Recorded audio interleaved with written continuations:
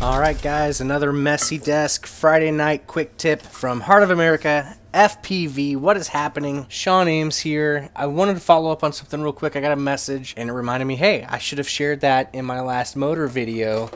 If you saw yesterday the video I uploaded, and I promised you guys, I said that I'm hoping to step my YouTube situation up. So here I am, just 24 hours later, and I'm doing another video. So these motors, last night in that video, someone sent me a message, and if you look at every single one of these motors, you're going to see one thing that is absolutely perfect and in common, and that is the motor wire length. This is a hack that I highly recommend that everybody do, and what it is really is that my last kind of reliable setup that I really focused on, essentially running like the Pyro 2207 motors, they were really good for me, but I had bought a bunch of them used, and when you buy used motors you get varying motor wire length. What that kind of led to was a bit of a mess on all of my quads. All of the race wire was kind of positioned in different spots, and all of the motor wire was at different lengths. So even when I like retired a quad and pulled the motors off of it, those motors were hard to incorporate on another quad because the motor wire lengths were not the same. So when we did our team fleet for Heart of America FPV before IO, I made a point with all the Hobbywing motors that we'd gotten to go through and cut them to the exact same motor wire length. Every single motor that I own for now on for the rest of creation is going to have a 30mm motor wire length. I had a kind of a fun hack I wanted to show you guys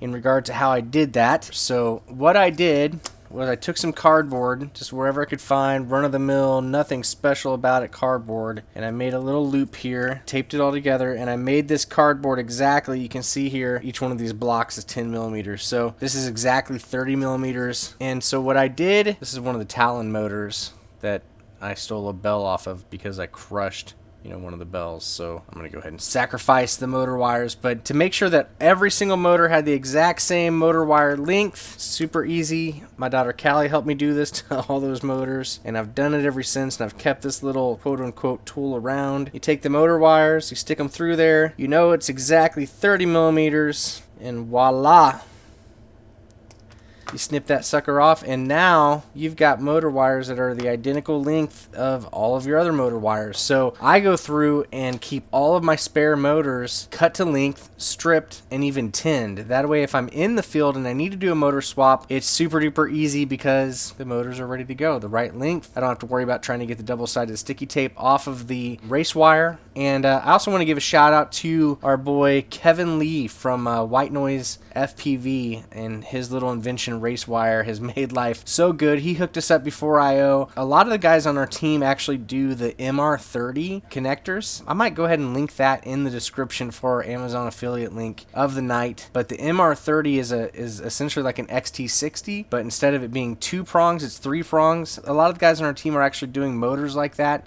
and it makes for super quick motor swaps. It really is a great thing. I went the route of having Kevin make us some custom race wire because of cost. That's really the only reason, because I'm a cheap, grumpy old man. And I was worried about cost. This race wire from Kevin ended up being super cheap because he hooked us up. The MR30s are about $1 a motor. For our team fleet, that was going to be like $80 extra just to do those, and that's without any spares. So I use race wire personally in all my builds, and you should too. So that's it. Hopefully this helps you out, keeps your builds a little cleaner. It's something I wish I would have done from the very beginning instead of having varying, motor wire lengths.